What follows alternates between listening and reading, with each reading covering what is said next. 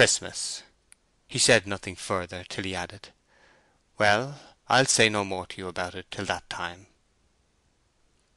Bathsheba was in a very peculiar state of mind, which showed how entirely the soul is the slave of the body, the ethereal spirit dependent for its quality upon the tangible flesh and blood.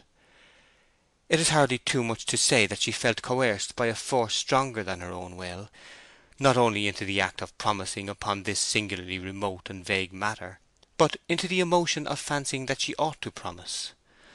When the weeks intervening between the night of this conversation and Christmas Day began perceptibly to diminish, her anxiety and perplexity increased.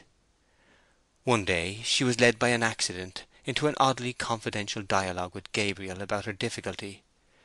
It afforded her a little relief, of a dull and cheerless kind.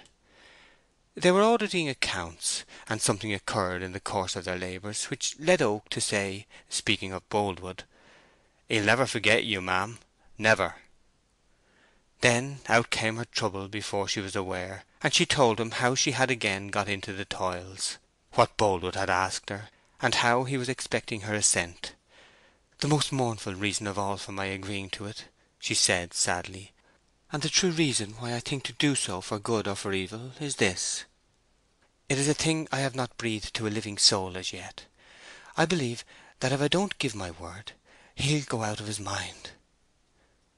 "Really, do you?" said Gabriel gravely.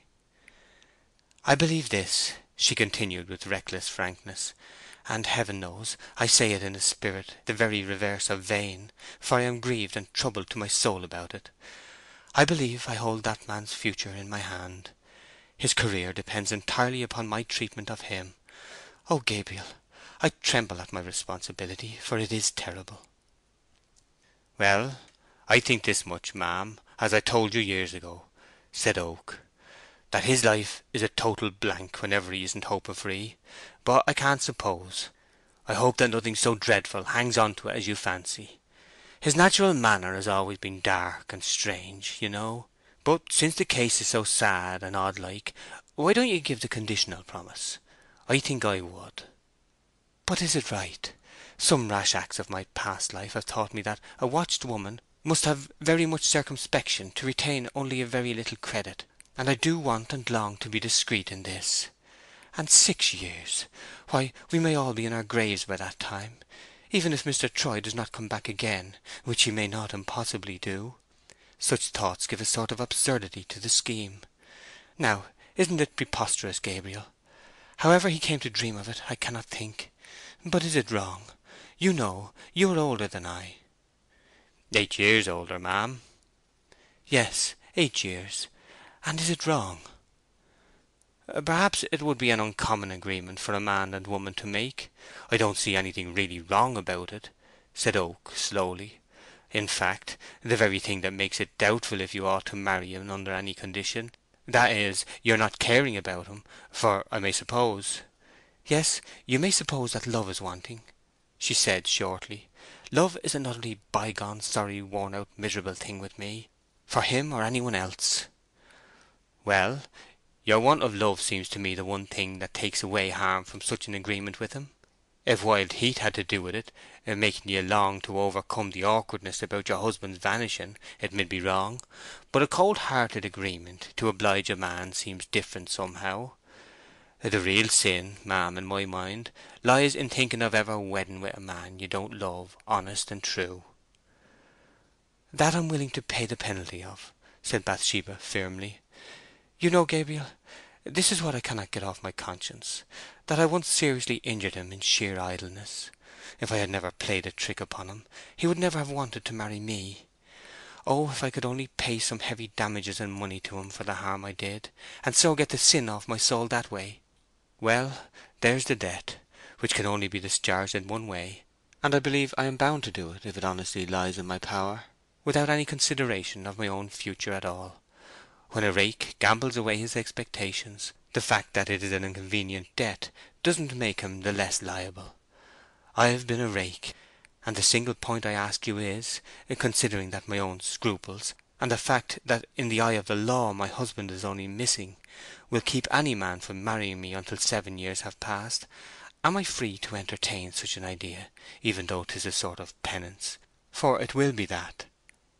I hate the act of marriage under such circumstances, and the class of women I should seem to belong to by doing it. It seems to me that all depends on whether you think, as everyone else do, that your husband is dead." "Yes, I've long ceased to doubt that. I well know what would have brought him back, long before this time, if he had lived." "Well, then, in a religious sense you will be as free to think of marrying again as any real widow of 1 year's standing. But why don't you ask Mr. Thirdly's advice on how to treat Mr. Boldwood?" "No. When I want a broad-minded opinion for general enlightenment, distinct from special advice, I never go to a man who deals in the subject professionally.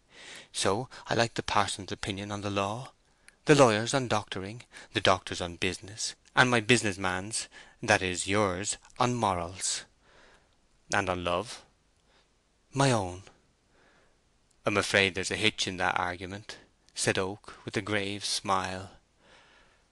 She did not reply at once, and then saying, "Good evening, Mr. Oak," went away.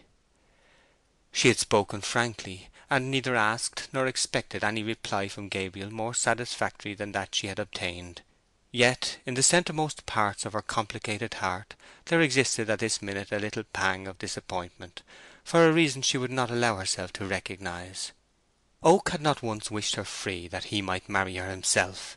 He had not once said, "I could wait for you as well as he."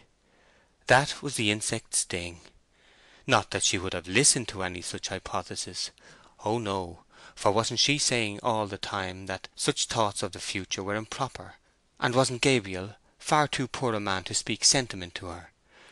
Yet he might have just hinted about that old love of his, and asked, in a playful off-hand way, if he might speak of it. It would have seemed pretty and sweet, if no more, and then she would have shown how kind and inoffensive a woman's "no" can sometimes be. But to give such cool advice, the very advice she had asked for, it ruffled our heroine all the afternoon. Chapter 51